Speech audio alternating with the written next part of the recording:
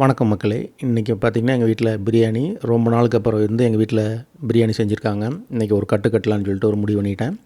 இந்த பிரியாணி சாப்பிட்டுக்கிட்டே ஒரு சில முக்கியமான விஷயங்களை பற்றி பேசுவோம். இவர் பார்த்திங்கன்னா டாக்டர் சேதுராமன். நீங்கள் கண்ணா லட்டு தின்ன ஆசை அந்த படத்தில் ஹீரோவை பார்த்துருப்பீங்க. இவர் இறக்குறப்போ வயசு பார்த்திங்கன்னா 36 வயசு. அப்போ ஒரு பெண் குழந்தை. இவர் எம்பிபிஎஸ் எம்டி இங்கே இந்தியாவில் முடிச்சுட்டு சிங்கப்பூரில் ப்ராக்டிஸ் பண்ணிவிட்டு இங்கே இருந்தவர். இவர் பார்த்திங்கன்னா தோல் நோய் நிபுணர். சென்னையில் பெரிய பெரிய ஆட்கள் சினிமா நடிகைகளுக்கெலாம் இவர் தான் ட்ரீட்மெண்ட் பண்ணவர். அந்தளவுக்கு சினிமா வட்டாரத்தில் இவர் ஃபேமஸ். இவருக்கு முதுகு தண்டுவடத்தில் ஒரு ஆப்ரேஷன் நடக்குது. அதுக்கு பிறகு ஒரு ஹெவியான ஸ்ட்ரெஸ்ஸுக்குள்ளே போகிறாரு, டிப்ரெஷனுக்குள்ளே போகிறாரு. அங்கேருந்து பார்த்திங்கன்னா இன்சுலின் ரெசிஸ்டன்ஸ் மூலமாக கார்டியக் அரெஸ்ட் ஆகி இறந்துடுறாரு. இப்போ இவரோட ஃபேமிலி பேக்ரவுண்டு பார்த்திங்க அப்படின்னா, இவங்க அப்பா ஒரு டாக்டர், அவர் பேர் விஸ்வநாதன். இவங்க கூட பிறந்த சகோதரி அவங்களும் டாக்டர். ஒரு குடும்பத்தில் 3 பேர் டாக்டராக இருக்கிறவங்க. ஸ்ட்ரெஸ்னால் இவ்வளோ பிரச்சனை வரும் அப்படின்னு அவங்களுக்கு தெரிஞ்சிருக்குமா தெரிஞ்சிருக்காதா? ஒரு சாதாரண விஷயம். இப்போ நம்ம சேனலில் இவ்வளோ பேசுகிறோம். ஒரு குடும்பத்தில் 3 பேர் டாக்டராக இருக்கிறவங்களுக்கு தெரிஞ்சிருக்குமா தெரியாதா? இந்த சேனலில் நம்ம அடிக்கடி சொல்லுவோம், ஸ்ட்ரெஸ் அடிச்சிக்காதீங்க. ஸ்ட்ரெஸ் மூலமாக சர்க்கரை வியாதி சீக்கிரமாக வந்துடும். இன்சுலின் ரெசிஸ்டன்ட் தூண்டி விட்டு சர்க்கரை வியாதி சீக்கிரமாக வந்துடும். அடிக்கடி பேசுகிறப்ப என்ன சொல்லுவாங்கன்னா, ஏங்க இந்த மாதிரி ஸ்ட்ரெஸ் இல்லாமல் ஒரு காரணம் அப்படிம்பாங்க. ஸ்ட்ரெஸ்னால் அடிக்கடி இப்போ ரீசெண்டாக பார்த்திங்கன்னா நிறைய பேர்த்துக்கு கிட்னியே ஃபெயிலியர் ஆகுது. கிட்னி ஃபெயிலியர் ஆகிறத பற்றி எனக்கு அதிகமாக தெரியாது. ஆனால் சர்க்கரை நோய் வர்றதுக்கு வாய்ப்பு பிரகாசமாக இருக்குது. நீங்கள் கொஞ்ச நாளாக ஸ்ட்ரெஸ் அடிச்சிங்க அப்படின்னா, ஸ்ட்ரெஸ் வந்துச்சு அப்படின்னா சர்க்கரை நோய் உங்களுக்கு வர்றதுக்கு வாய்ப்பு பிரகாசமாக இருக்குது. அது எனக்கு தெளிவாக தெரியும்.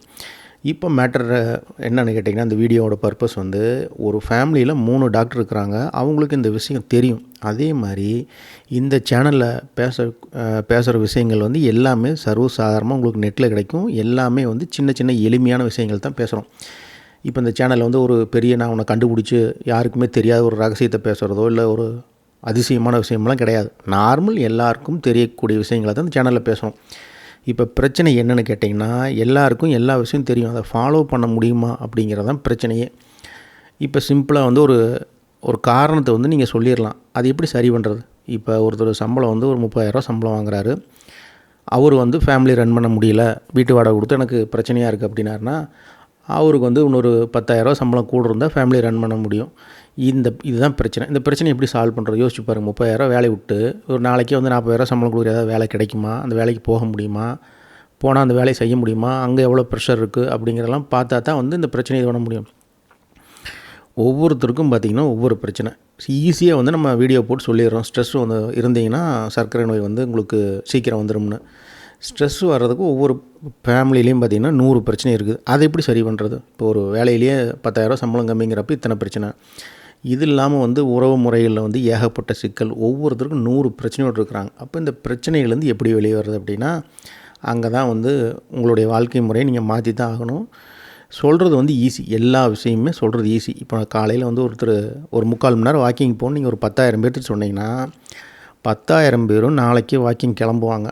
கரெக்டாக ஒரு வாரம் கழித்து போய் பார்த்தீங்கன்னா அங்கே எத்தனை பேர் வாக்கிங் போயிட்டுருப்பாங்கன்னா ஒரு 20 பேர் தான் போயிட்டுருப்பாங்க. மீதி 9,920 பேர் போக மாட்டாங்க. அதுதான் கணக்கு. புரியுதுங்களா? நீங்கள் சொன்னீங்க அப்படின்னா எல்லாருக்கும் எல்லா விஷயமும் தெரியும். நான் திருப்பி திருப்பி சொல்கிறேன். அதை ஃபாலோ பண்ணுறது யாரும் மாட்டாங்க. இப்போ சர்க்கரை நோய்க்கு ஒரு சிம்பிள் அட்வைஸே சொல்கிறான்னு வச்சுங்க.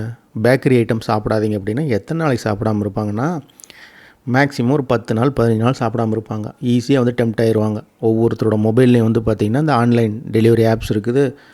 அவங்க ராத்திரி 10 மணிக்கு ஒரு 1,00,000 பேர்த்துக்கு கோயம்புத்தூரில் மெசேஜ் அனுப்புவாங்க, சூடாக பாதாம் அல்வா இருக்குது சாப்பிட்றீங்களான்ட்டு.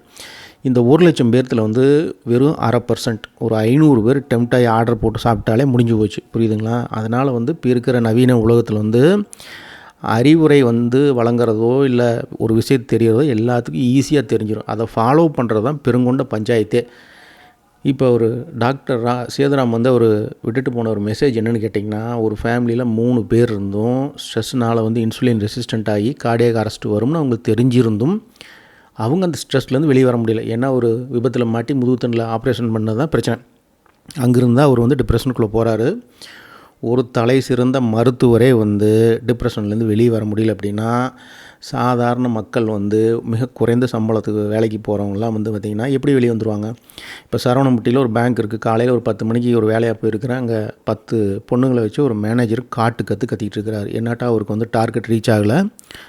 அதில் ஒரு சில பொண்ணுங்கள்லாம் பார்த்திங்கன்னா அழுகிற கண்டிஷனுக்கு போயிட்டாங்க. கண்ணில் தண்ணி விடுற அளவுக்கு போயிட்டாங்க. ஒரு பொண்ணு கேட்குறாங்க, சார் இந்த திட்டத்திட்டீங்களா அங்கே எங்கே போய் ஒரு நாளைக்கு நீங்கள் கொடுக்குற டார்கெட்டை முடிப்பா அப்படின்னு கேட்டதுக்கு அவர் என்ன பதில் சொல்கிறாருன்னா, எனக்கு மேலே ஒருத்தன் உட்காந்துருக்காமா, அவன் என் தலைமுடியை பிடிச்சி ஆட்டாட்டுன்னு ஆட்டுவான், அவனுக்கு நான் பதில் சொல்லி ஆகணும். நான் வந்து திட்டு வாங்குறது வந்து நீ சாயங்காலம் 5:30 மணிக்கு நீங்கள் வந்து ஆஃபீஸில் பாருங்கள், என்னை வீடியோ காலில் அந்த திட்டுறாங்க அப்படிங்கிறாங்க.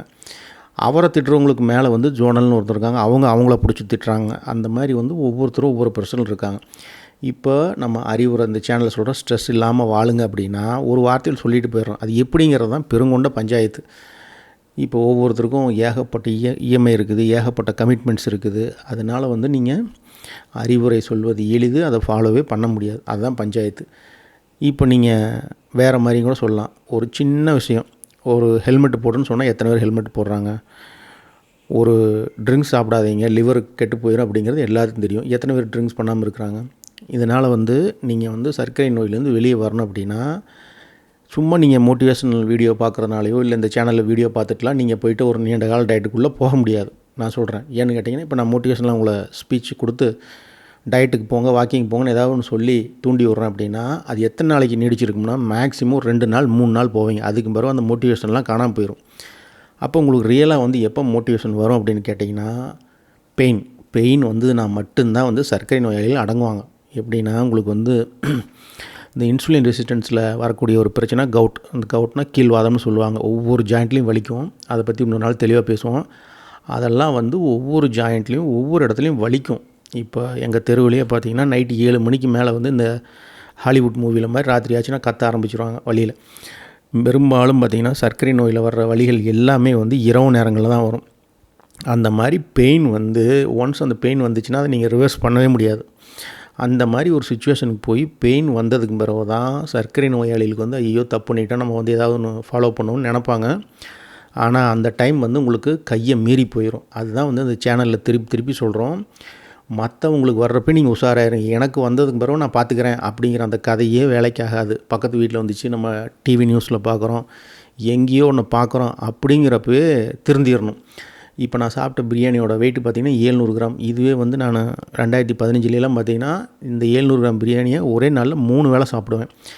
வீட்டில் செஞ்சாங்கன்னு வச்சுக்கோங்க, 3 வேளையும் பிரியாணியே சாப்பிடுவேன். அப்படிப்பட்ட நான் வந்து இப்போ நான் பிரியாணி எப்படி சாப்பிட்றேன்னா, கிட்டத்தட்ட 1.5 மாதத்துக்கு பிறகு பிரியாணி சாப்பிட்றேன். இப்போ இந்த பிரியாணி சாப்பிட்டேன்னா திருப்பி ஒரு 1.5 மாதத்துக்கு வந்து பிரியாணி நான் சாப்பிடவே மாட்டேன். அந்த நிலைமைக்கு போயிட்டேன். ஏன்னு கேட்டால் பெயின். அதான் சொல்கிறேன், எல்லாருக்கும் எல்லா விஷயம் தெரியும், ஒருத்தரும் ஃபாலோ பண்ண முடியாது. ஒன்ஸ் பெயின் வந்ததுனா தான் ஃபாலோ பண்ணுவாங்க. பெயின் வந்ததுக்கு பிறகு ஃபாலோ பண்ணி 10 பைசாவுக்கு பிரயோஜனம் இல்லை. அந்த பெயினை நீங்கள் ரிவர்ஸ் பண்ணவே முடியாது. நன்றி, வணக்கம், வாழ்க வளமுடன்.